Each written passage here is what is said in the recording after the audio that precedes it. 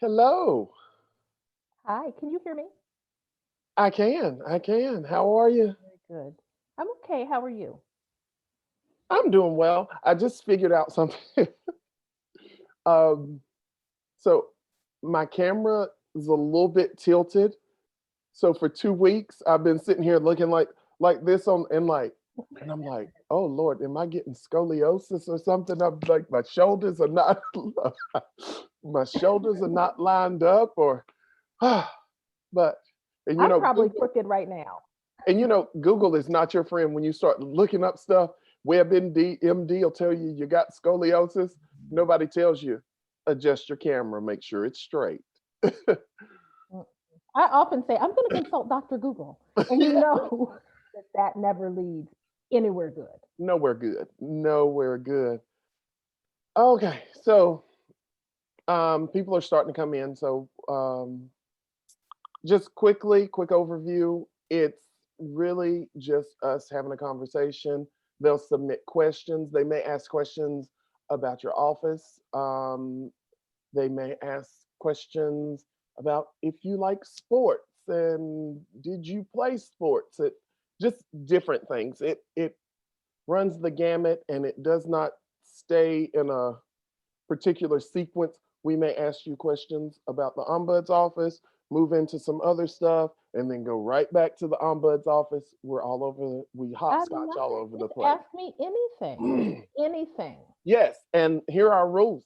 They can ask you anything. It does not mean I have to read that question. And even if I read it, it does not, nowhere do we say you have to answer everything. You can plead the fifth. And I hear you so, on that. And I heard you the other day when you said, I just try to keep it holy. So um, I trust your discernment. all right. And so coming in now is my coworker, Drew. He usually helps me manage and facilitate everything that's coming in. So, Drew, this is Dawn. Dawn, this is Drew. Hi, Hi, Drew. Hi, Dawn. How are you? I'm doing okay. I'm a little bit nervous. I have to tell you this morning, I'm a very private person. And so this morning I woke up and thought, why would I ever agree to be on something called Ask Me Oh Anything? no. No. Let's be honest. No, it was because it was me that asked. Anything Okay, for keeping. no, I'm going to tell you this. So I wrote to a girlfriend and she was like, why would you agree to this? Because I like the host. That's why. No, it is So, all yes. of them have been fun. It has not been anything to worry about. Um, so what I will let you do, is here in the next minutes or so, give an overview of what the ombuds office is, um, what you all Okay. do, um, and why you think the ombuds are important at UNC. Okay, can you hold on one second? I want my bandwidth to stay Okay. intact. And so I Yeah. just want to send a note to my 13-year-old to say, stay off of the video game. Okay, so just hold on one second. Okay. Okay.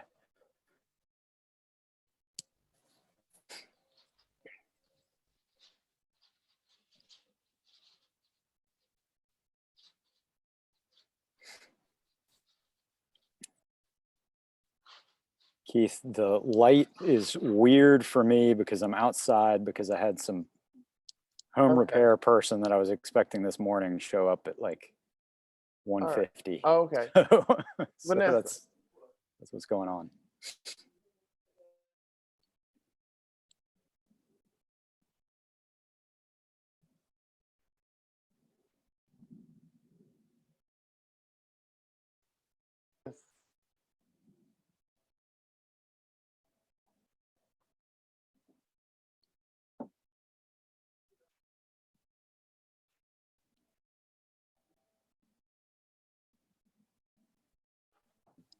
Okay, I'm back.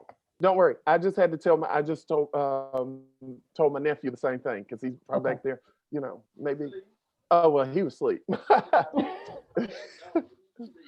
Well, he was asleep with the internet still on, and like I don't, No, you need all the bandwidth. We you need know, he, all the bandwidth we can he's get. 16, so He needs he his takes rest. he takes out the trash without any question. You don't even have to ask him, so we let him stay around.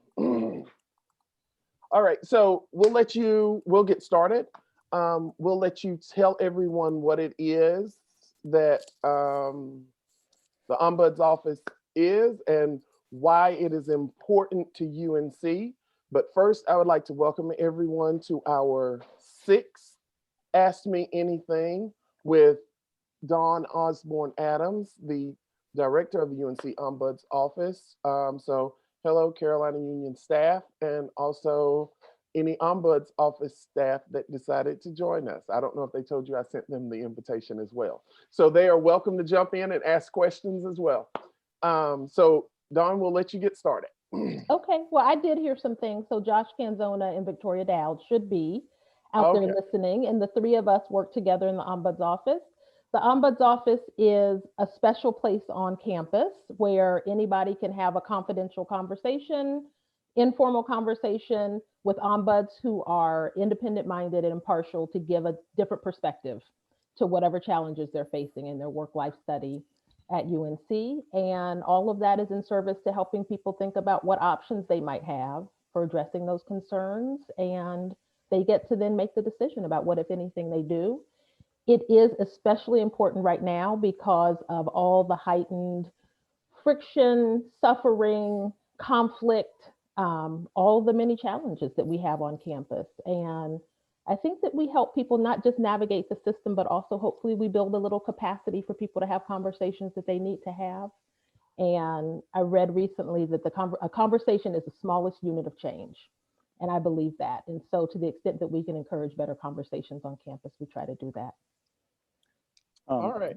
Dawn, if I could jump in, I'm curious. You know, it seems like such a useful office to have. It's a great opportunity we have here to learn about it.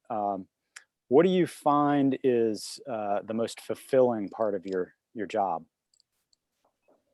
Ooh, okay. So I have two things. So the thing I love about the job is that it mixes these two things. It mixes the micro and the macro. So on a micro level, I get to meet with people one-on-one or with groups and be able to instantly see the way that I've helped them. So at the end of the meeting, people say, oh my goodness, I know what to do now. Or, you know, the path is clear, or I have an action plan. And then also there's this macro piece where we get to be involved in really interesting things at the university to try to help make the climate and culture better for people. And there's not a lot of jobs that combine both. Usually you have to choose. Are you going to work with individuals one-on-one kind of at the grassroots level, or are you going to work at the policy level? And I love that this combines both. Great. So just sort of staying along with all of this, you came into the university in 2018. Mm-hmm. It's been 2 years. I mean, and not two smooth sailing years. So just looking at it, so 2018, you came in, and then a few weeks later, Silent Sam was pulled down. We're in the middle of implementing operational excellence with HR and all those different things. Carol Folt leaves, so there's a new administration. There's no state budget passed, so people are stressed about their money. And then we roll into this wonderful year that we are calling 2020. And I just feel like, and correct me if I'm wrong, with all of these things, people's stress levels will have risen. That would say to me that your office has been pretty busy with things. Is that correct? That is absolutely correct. And I credit Victoria in our office, who helps with a lot of the scheduling. She helps with the triage. She helps with like keeping me on track. She is constantly saying to me, like, this is not sustainable. You know, we're going to have to do something so that you can keep doing this far into the future. And so, yes, it has been extremely busy. There has been an intense need. And I think that we have done a great job of responding to it. And I hope that we will have more resources in the future. And here's looking at you, Kevin, if you're watching. Chancellor Guskowitz, if you're watching. I don't think he's Anybody watching, invite him? No. but and You so never know where a clip might find its way yeah. to people who have lots of resources. So Look, and Victoria said, yes, indeed. That's right. with that, is this all this just activity? Are you sitting back saying, Lord, when is this ever going to end? When is it just going to be smooth days? Or are you just like, I love it. It gives us something to do. We love what we're doing. I love the roller coaster of it. Or are you just, can it please slow down and let me take a breath? Or maybe a combination I think it's of both. I was going to say, I think it's a bit of a mix. I think that there are days where I long for time to think, time to really be thoughtful and reflective and not, I have a girlfriend who calls this just swinging vine to vine. You're just like grabbing one vine and then grabbing the next, trying not to fall. And so I would like a time to be able to reflect, be thoughtful about what we're doing, where we're going. I've done a lot more of the, like, I'm going to, teach you to fish probably than I would like. Not being able to hold people's hands as much because I just don't have the bandwidth. And I also think, and I think this is for a lot of the work the university is planning across the board. We have a lot of things that we're doing that require such deep introspection, reflection, and creativity. And I don't like the D&I work also. Conflict work requires that. D&I diversity inclusion requires that. I don't know where people are going to have the time to do it. So I find that, in my office or in our office, and I also like that we're needed. Who doesn't? Yeah. Well, great, because you are an attorney by training, correct? Mm-hmm. Yes, law school and all of that. But how does this differ, and how do you feel? Do you feel you're more suited for courtroom things or for mediation, such as you're doing right now? I think I'm more suited for this. And so so both being an advocate as a lawyer and being a designated neutral as an ombuds, both of them are helping people solve problems, but in different ways. And although I like the advocacy, I really like being in that middle place where I can think freely, I can speak more freely, and I can really help think about what's the right solution, not just what's the solution you want or what's the solution the law provides, but I can help people think about, like, what's a good outcome here. All right. And so I like being in the middle space. It's also frustrating sometimes, but I do like it. I bet so. So moving into, we have some questions coming in as my house phone rings. Okay. I think my parents, them have the last house phone in the world. But that's okay. So we're moving into. Does it have a push button or is it a rotary? Are they, no. Are your parents there like? No, it's not a rotary. If it was. I grew up with the rotary, but you don't see many of those left. If it was rotary, I don't know what we do. So we do have some questions coming in. The first is, what was the last movie you went to, if you remember those days? And what did you think of it? What is a movie that is coming out that you're looking forward to? Oh my goodness. I do not remember the last movie I went to the movie theater to see. My guess is it would be something involving a superhero or some kind of action movie, because I'm outnumbered in my house in terms of that genre and who wants to see what. So usually I end up at like a Marvel movie or action movie. I will tell you the last movie that I watched last weekend. I watched one of the Mission Impossible movies, Mission Impossible, I don't know the number, 4 or something. And it was very good. What movie? I don't even know what movies are coming out. Is that terrible? Maybe that goes to your question about the pace of the workplace. I have no clue what movies are coming out. I will also tell you, I was so excited about Hamilton. the Hamilton movie. That was probably the last movie that came out that I was just, kind of on the edge of my seat waiting for it to be released. Yeah. Since it's been on Disney Plus, I think I've watched it like 3 times. I got Disney Plus because of it. Yeah. Me too. Oh, well, I had already had it, but when they said Hamilton was coming out, I was just like, well, I'm going to hold on to it. So, so with COVID-19, all the work from home, everyone's stressed. You're probably stressed. So the question is, what has been your COVID stress relief routine? I don't know if I have a routine, but I will say that I have some things that are my go-tos for being less stressed. One of them is baking. I love baking. The other is getting outside and walking, because there's a way that you can find yourself just inside all day long. And so just before this, I went outside and took a walk and got a little bit of sunshine. So those are my 2 things that I do. What do you bake? Well, I bake lots of things. Last night I made a banana bread, but the official dessert of the pandemic is in our house is something called a strawberry spoon cake.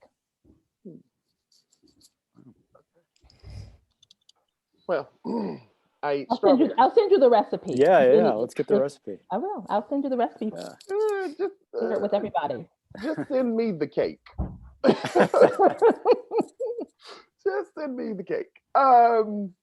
But no, that's great. And, everyone that we ask that question has always been, there's a lot of go outside. And I cringe because I'm like, I don't want to go outside. I'm like not the most let's go outside person in the world. But I do find myself yearning for that every once in a while. So also it's along the same lines. How do you recharge after doing the heavy lifting that you do for campus? The answer is not well enough. I think connecting with friends. So I have just wonderful friends. I have been so blessed to have friends I have one of my dearest friends, we've been friends since I was 14, and another, we were roommates in college. Like I just have some girlfriends who we've been friends for a very long time. And so even though we don't talk on the phone that often because life doesn't afford that, and really for me, after talking with people all day, usually the last thing I want to do is talk on the phone. But we text, and I'll sometimes be laughing out loud just with our text thread and the things that we were saying. That is one way I really, really recharge. And also spending time with my family. I think that being a working mom, so being a ombuds and a wife is a lot to juggle. And I often feel like I'm not doing any of the 3 very well. And so when I'm able to spend time with them, I think that, feeds me in a lot of different ways, helps me feel I'm doing a better job, I think, in some ways. That's great. Sometimes, we all have those pockets of people. It's just like, okay, I just need to hear from them very quickly just to, make my day a little easier. So that is great. Next question, and be mindful. And I want to say, can I say one other thing? The memes. You can say whatever you like. The memes that people have going now, people are so funny. People are just so hilarious. And so what I love is that someone can send you a meme and that'll help you get through the next 2 hours because it's been so hilarious, whatever it is. So I take a lot of joy in that. Yeah. I think we had a conversation in our office a while back. I don't even know if Drew remembers. It was just, if we thought we could answer every question throughout the day via Slack with a meme. We never did it, but I vaguely remember that being brought up. I wonder if we could answer every question. We gotta try that one. I bet you could do it.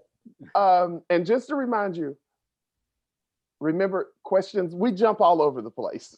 So if you could eat one meal for the rest of your life, what would it be?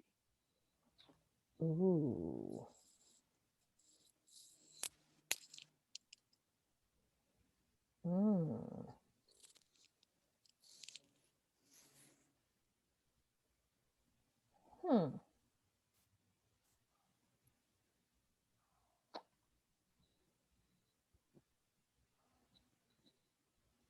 Oh, this is a really hard one. So this is why I'm not good at things like this, because I'm over analytical. I'm just going to walk you through my thought process. At first I thought, well, it would be chips and dip, because that is my, like, they have to take the food away from me food, right? Like that I would never stop eating unless someone physically removed it from me. But you can't exist on that. Then I thought, well, it would be sushi, but then I don't eat something cold for the rest of my life. So now I'm trying to think about what is my favorite warm food. Um,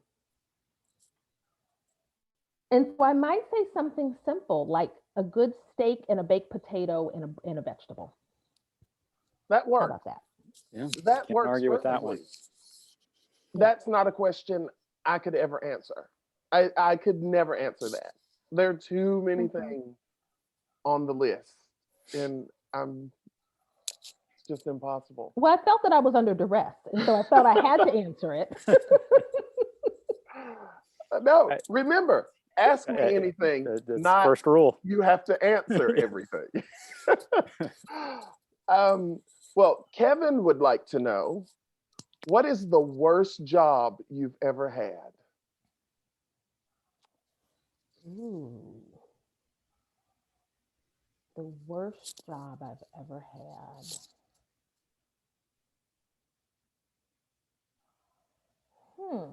And even if it's not the worst, you can think like the most just like job out of no, like this job makes no sense to me.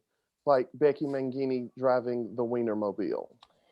Yeah, you know what? And so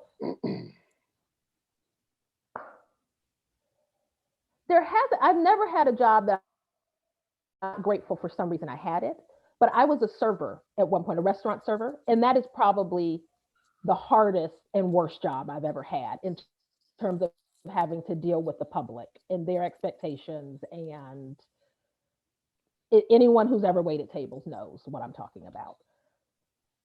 That Yes. probably Yeah. gives you a lot of empathy for anyone who comes into your office. It does, and has made me a great tipper, let me tell you. Yeah.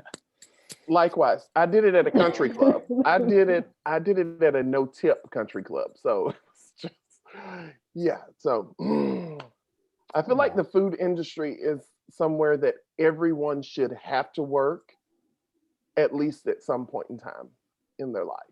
And you Mhm. have a Mhm. newfound appreciation for everyone in the world. Mhm. Great. For your coworkers who are cooking, just for everybody. Yeah. What would you want to see or do differently with the Ombuds program moving into 2021? So I would love if we could have the bandwidth to do some proactive things. And so a lot of our work now is, I'll say reactive, or maybe I'll say responsive. It's, reactive / responsive in the sense that people are bringing issues and we're responding to them. I would love for us to be able to do more, proactive, like education and training, and maybe even have speakers, like to do that capacity building amongst people to be able to deal with conflict before they're in the midst of it. Okay. So, I'm working on it. well, good luck with it. And if we can help, we are glad to help. I don't know what help we can offer, or what help we can provide, but we're always willing to help. Our campus partners and everyone, which is sort of part of the reason we do this, is so that we get to know more people across the campus and not just the people that are inside the union. Mhm.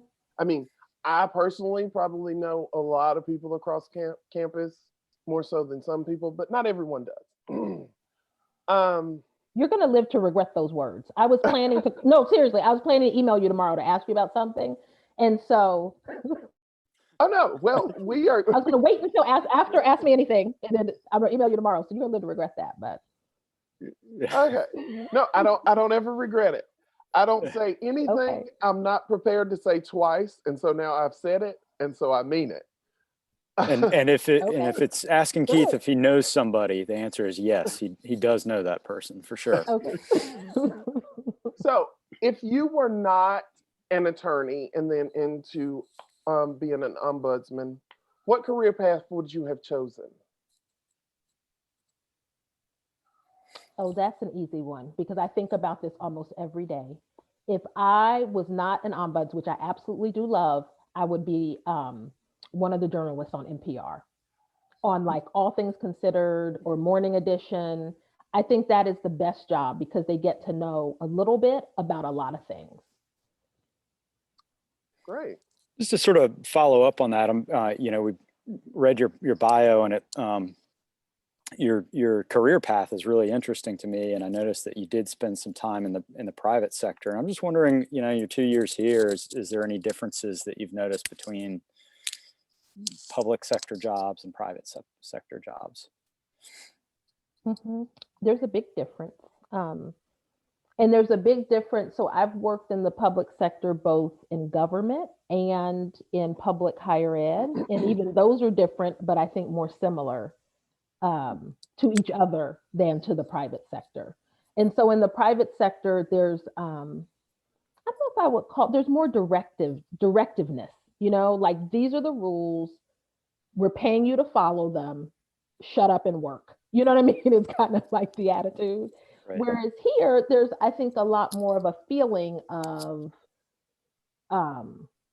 there's the ideal of shared governance and a feeling of we're trying to build a community, whether that feels the case to everybody or not. But there's these ideals that kind of lead the way that aren't quite the same in the private sector. I think that for me, going into the private sector from being in the public sector for so long and just experiencing the transparency about the profit motive, like very clearly, like we're here to make money. That's the ideal. Yeah, and that is very clear. And so when I first landed, I was kind of had these feelings of like, oh my gosh, you can't say that. And I realized, oh no, this is a for-profit entity. Of course they can say that. So that's the big difference, I would say. That may be all you get from them. No. Does it make me money in the end? Does it? Mm-hmm. Okay. If you were to create a piece of art, what would the subject be?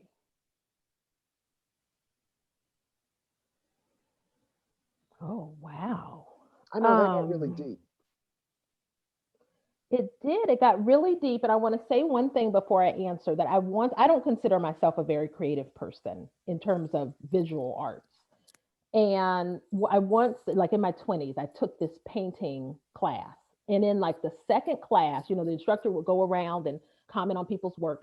And at the end of the second class, she said to me, Dawn, it's as important to know when to stop painting as it is to know what you want to paint.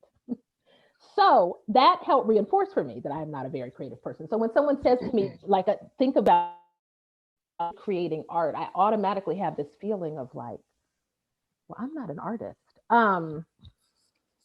What would be the subject?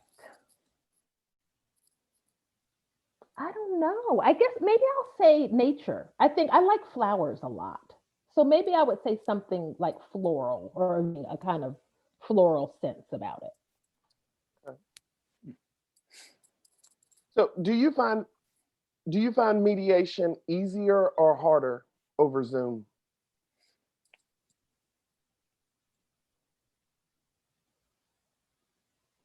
So definitely harder, but not as hard as I would have thought it would be if you'd asked me a year ago. So if you'd asked me a year ago, I would say, oh, no way, that's not something that's ever going to work.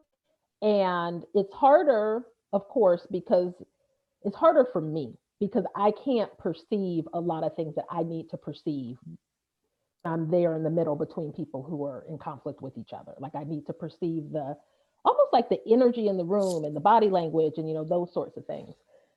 But there are ways in which I think it has been, I think can be some value to it because everybody's in a box, right? So like everybody's kind of equal in that way. And I also think for the people who are at home, people being in the comfort of their own space in their own home, I think that can add a little bit of value that people feel more comfortable than they even do, being in the neutral space of the ombuds office. So it has not been without benefits, but it's definitely harder.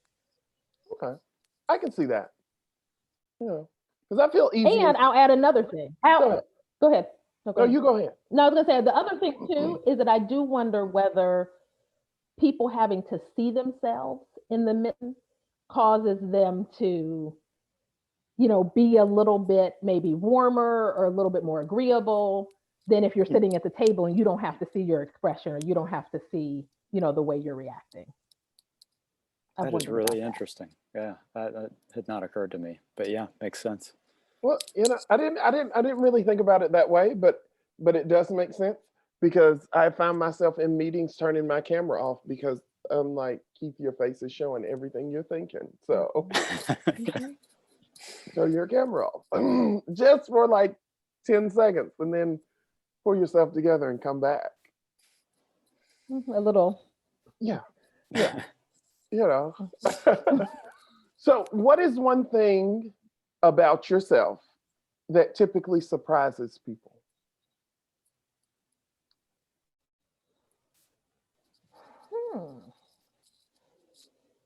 So my immediate thought is that I'm not the right person to ask that. I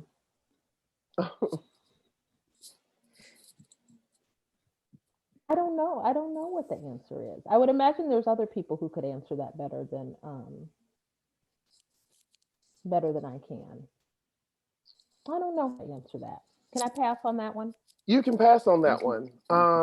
Maybe Victoria will drop us a note in the chat and be like, "This is surprising about Dawn," or Jose. That would be great. Maybe one of them will drop us or Josh. Who's Jose? Who's Jose? I don't even know a Jose. I don't know. Maybe you're like willing this other ombuds I want to hire into fruition. I don't know. I don't know. That's what we're gonna say. Yeah. And here's the crazy thing. I interviewed Josh for the ombuds position along with other people, but I don't know who Jose is. We'll just ignore me for a minute. Okay. So what is the best piece of advice you've ever been given?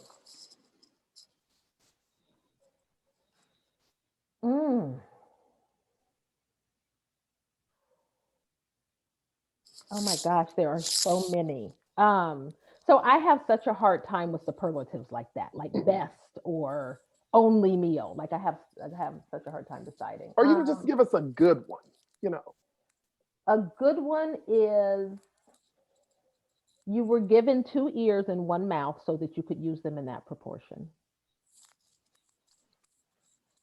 Very good. All right, so I'm going to transition just a little bit to some other questions. We're going to go into the realm of sports for a little bit because you are a sports fan. I just pretend to be one. You just okay. I just like LeBron, right? I just like LeBron. Okay. Wherever he is, well, it was a good summer for you then. Yeah. Okay, so the hard time you were giving me during the NBA Finals was not even true to your core. I'm like, oh my goodness. I was like, oh my goodness. Dawn is a diehard Lakers fan. Now she's like, nah, it's just LeBron. It's just LeBron. So what is it about LeBron that we love so much? What is it? I love his drive for excellence. He is just driven to and it's not just winning. I feel like he's driven to win, but I feel like he's really driven to be excellent. And he's like, if I have to do it all myself, I will, but I'm gonna, this team's gonna be excellent. And so I love that about him. I also love his civic mindedness and his willing to, to speak out and speak up. He has a big platform and a big voice, and I like that he uses it. Yeah, when he was coming up, there was all that media hype and calling him the king, and I was thinking, oh my gosh, the media is gonna crush this person. I mean, put that on a 17-year-old. So just following his success, I think it's pretty incredible that somebody can shoulder that sort of pressure and hype. Mm-hmm. And to that point, Drew, I feel like we've seen him evolve and mature. And I feel Mhm. like that has been really nice too, is you've seen him, I don't know, almost like grow into the person you feel like he wants to be. And he seems like such a good dad. And good, seems to enjoy family life too, which I love. Well, we've gotten to watch him from 17, 18 out of high school. We've gotten to watch him publicly form what would have been through his college years, but he did it on a stage for everyone to see. And and I think it's just completely amazing that he was able to do this without scandals and a lot of 18-year-old mistakes and things. He did it like he has done it like everyone's watching me, so let me only show the best of me. So I get it. And my family, we're not Laker fans. We were not happy with the outcome. But and I was telling my parents this, and I said, never been an overwhelming LeBron fan, but after these past few years, with his willingness to speak up for what he believes in, I said, I have nothing bad I can say about him. No. So, and his age, to be kind of his age, to think about what it takes for him to be this good at this age, I think it's just exceptional. All right. So with that, we're going to transition out of sports because I found out my girl Dawn is not really in sports fan. She's just like just likes giving you a hard time. She's like she's a fan of that. That was a chance for me to come after you. And I'm really just all about LeBron. So you are the one UNC employee who does not love sports. No, there are more. But all right. What is a great vacation that you have been on? Oh, now I love to vacation. I love hotels. I love hotels. I love staying in a nice hotel. A great vacation I've been on. Last year, my husband turned 50 and we went to Aruba, and I surprised him with this trip to Aruba. And that was a great vacation. I don't know if it's, and I think it's just me, and it stems from when I was little, going to a hotel and finding the ice machine is like the most joyous thing I can ever do. I'm just like, here's the ice machine. And it's even better if it's not on the floor that you stay on. You have to take the elevator either up or down a floor. It's just exhilarating. It is that moment where you check in, you go to your room, but then you have to go out, right? You have to go out in the hallway. You have to figure out like, where's this and where's that, and explore a little bit. I love it. So when we can get back to traveling, do you have somewhere on your list? Is there somewhere you've been wanting to go? There is. So I love all kinds of travel. I love domestic travel. I love to go abroad. I really, really would love to go to Portugal. I've heard so many wonderful things about. I hadn't really thought that much about Portugal until the very recent past, I guess. But I've heard so much good stuff about the food and the people and the beauty of the country. I would love to go there. Yeah. Okay, what is something you can't go a day without doing?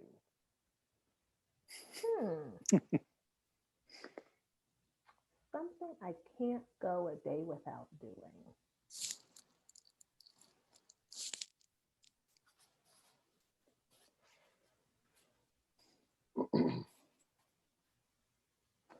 I don't know the answer. I mean, what immediately comes to mind is so sad. I mean, I'm thinking if I had to be without my phone for a day, that would be, that's like tragic, but it's true. it's such a connection to the broader world that would be a hard thing for me. I think of myself as pretty adaptable. I have been, I don't know, I've taken lots of risks in my life and made lots of changes and what have you. And so I do feel like I'm not a total creature of habit and routine. So there's not a lot of things I can think of that I couldn't go a day without. Okay. Well, that's good. Like mine is really simple, but it would drive me. I can go without my phone. I can go without anything except for chapstick. I can't go a day without chapstick. I'm like, oh my gosh, like I'll leave work and go to the store. Like Oh, I understand that. I understand that floss is kind of in that category for me. That if I run out of floss, Yeah, I'm that's a gonna bad day. Mm-hmm. Yeah. What skills or talents are best suited for working in the ombuds office?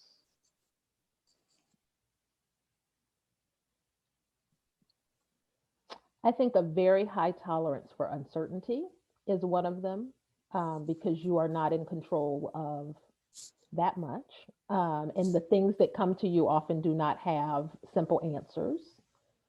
And, again, to not being in control, you're kind of at the whim of other people's human dynamics. So I think just a very high tolerance for uncertainty. And I also think good judgment.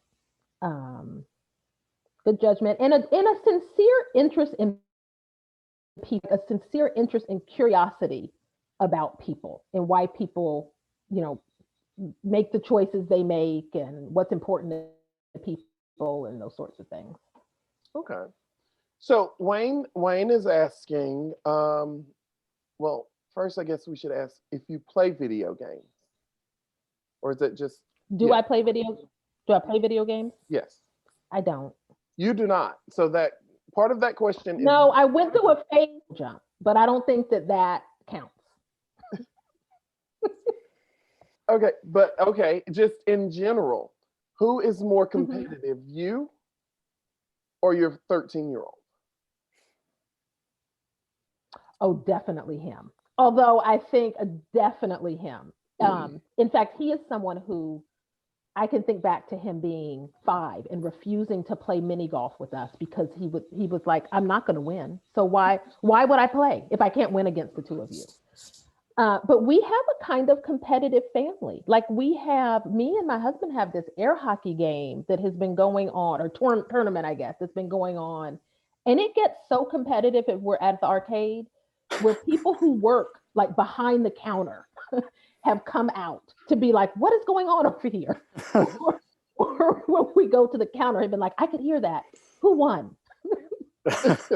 It gets very loud and very competitive. And I have not won as many times as I would have, but it's still very competitive. But you are still in there fighting every time you get to an air hockey table. I am, and let me tell you, when I do win, you can imagine what goes on. There's dances, there's all sorts of things that happen. So floating. It's like, even if he has beaten you literally the last 16 times. That's right. I am not a gracious winner when it does happen in that context. Oh, I love it.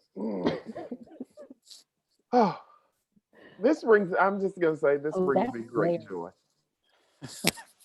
Oh, what has Kevin said?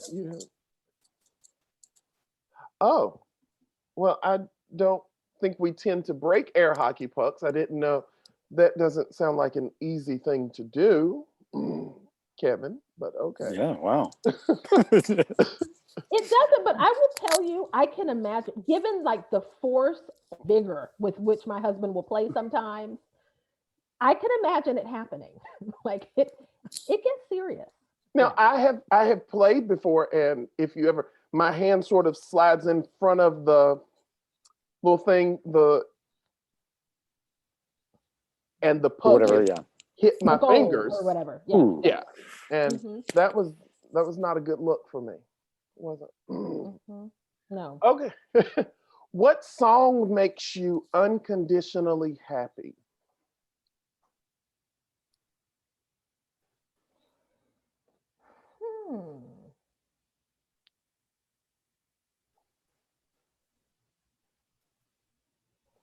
I'm gonna say "Living for the City" by Stevie Wonder. Oh, that's a good one. Good, yeah. All right, Drew, do you have one? Now I'm curious. Like, do you have one?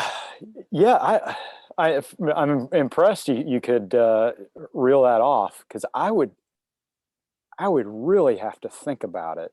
Oh, Yeah. mine is "All Night Long" by Lionel Richie. I just think that is like Yeah, that would probably do it. I don't know if I could come up with one, especially with 20 people watching me. You know what I thought immediately was, what song always makes me dance? Like, that's what came to mind immediately. Like, what song comes on and like I can't not move? And that's one. Okay, so you've been here for 2 years. Mm-hmm. Are you in Chapel Hill? Or are you in Durham? In Chapel Hill. In Chapel Hill. Mm-hmm. So have you found a favorite local place to eat in Chapel Hill? So I told you these superlatives really make it hard question. A favorite place, one place we all agree on that we love is a place called Kitchen that's on MLK, because they have a great burger. They have a great burger that my son likes, and then they have other interesting things that we also like. I'm trying to think about other places that we really, really enjoy. We love fried seafood in our family, and Saltbox seafood, which is not, I think, technically in Chapel Hill, but it's in Durham. But that's another place we love. Okay. Yeah, we're fans of Luca Tigre, which is right by Kitchen. Mm-hmm. Got a good carry out during the pandemic. Mm-hmm. And really interesting combinations. We've been there before. Like, yeah. Oh, that's the fusion place. Right? Yeah. Okay. So now you have to answer too, Keith. I know you're not asked Keith anything, but now I need to know. Well, I don't even think about these things. In Chapel Hill.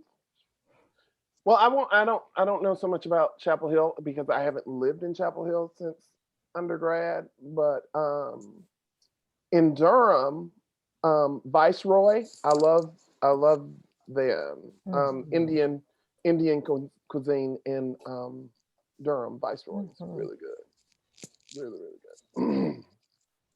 So now they would like to know, what is the last TV show you binged watched?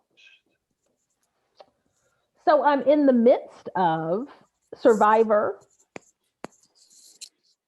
First season of Survivor. My son and I are watching that together. And then I have started watching The Americans. I am not familiar. About the Russian spies. Russian spies. Oh, that's a good one, Keith. Yeah. Where should I find I've heard really good things about it. Is that a Netflix? I think it is on Amazon. Okay. Yeah, it's either Amazon or Netflix. It's one of those two. I can make that work. So if you had a time machine, what period would you travel to? I'm going to say the future. Yeah, I'm going to say sometime in the future, maybe, I don't know, maybe 100 years in the future, to see is the Earth still here. See if we made it. Yeah, I was going to say, that's a risky one. Exactly. So that machine breaks. Right. See if we made it. Is the Earth still here, and have we conquered some of the greatest challenges of our time? Yeah, like, how did all that go? I'd love to see what history books 100 years in the future would write about 2020 specifically. Oh. Yeah, that year would be on the exam for sure. That year is going to be like, if you ever notice in some hotels, it goes from floor 12 to 14.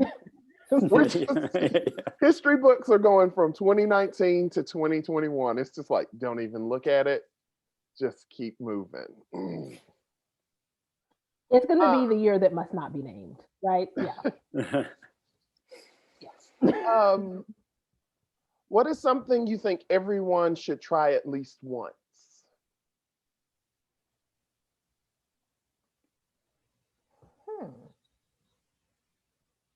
These are amazing. Something everyone should try at least once.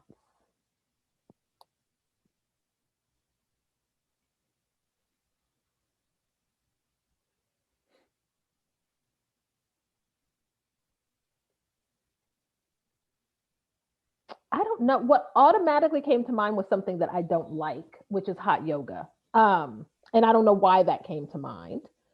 Yeah. Uh, I tried that exactly once. Yeah. right? So, I feel like everyone should try it once because you're going to know instantly whether you like it or you hate it.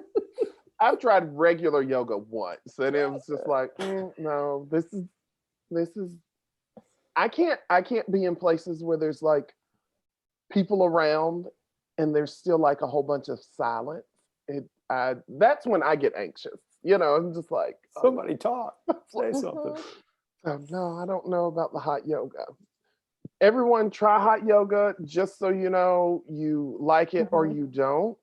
If you'd like to let us know that you've tried hot yoga and love it, the chat is open. Yeah. I don't know why that came into my mind, but that was the first thing that came into my mind. So Wayne is asking about Saltbox. What is the longest you've waited in line at Saltbox? Ooh. Probably 45 minutes, which I think is just their regular time between when you order and when the food is ready, which was shocking to me the first time I went there. But I think 45 minutes. And so I'm curious, Wayne, what's the longest time at Saltbox? So Wayne, if you have a longer time, you can either put it in the Q&A or the chat. But would you be willing to wait longer than the 45 minutes? For me, it all depends on my hunger level. I was just going to say, it depends on how hungry I am, but I'm going to say yes, an hour and 20 minutes during lunch rush. Ooh. Ooh. Well, I'll say this, that when the wait, with the long wait, when Foster's Market across the street was open and you could go in, we would just leave and go just like look around at Foster's and browse and then come back and get the food. I have a hard time just waiting somewhere for 45 minutes or an hour. Yeah, but you get into that thing where you leave to go somewhere else. You don't know how long that's going to take. And so, yeah, I think 45 minutes is about the max I've waited at Saltbox. I personally have not been an hour and 20. That's commitment. That is. Yeah, I feel like I need to go to Saltbox, but I need to plan it out perfectly to where I can wait the least amount of time and potentially don't go when you are hungry. Don't go when you're hungry, because this is the thing, is they're not pressed. That's the other thing you need to know. They are not pressed. They're not going to be like, oh, I'm so sorry, it's an hour. They're going to be like, the wait is an hour and 20 minutes. Do you still want to order? Before you order. So yeah. They know a good thing going on. They're not pressed. Okay, and for my sake and Beth's, what type of food is at Saltbox? I think mostly or even maybe exclusively fried seafood. I'm trying to think if they have any non-seafood items. I don't think they do. And they have some real good like seafood chowders and soups and that sort of thing that are really good too. Okay, so that is the reason I've never been to Saltbox, and that is the reason I'll never go to Saltbox. Okay, we're good. Yeah, you don't have to worry about the wait.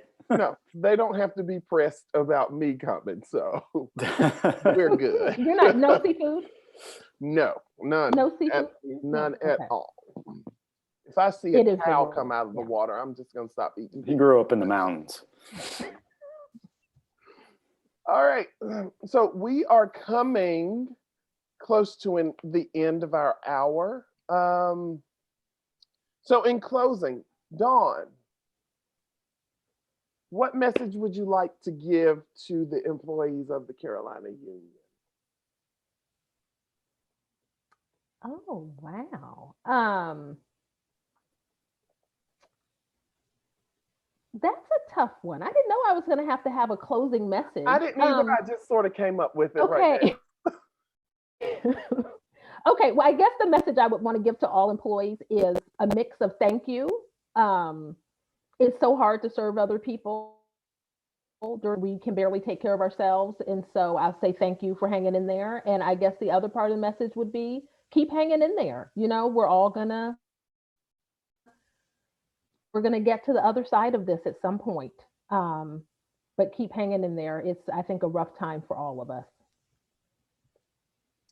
All right. On behalf of myself and Drew and everyone at the Carolina Union, we are truly sincere when we say if there's anything we can ever do to help you and Josh and Victoria out of your office, let us know. We'll do whatever we can. We'll do as much as we can and as often as we can do it.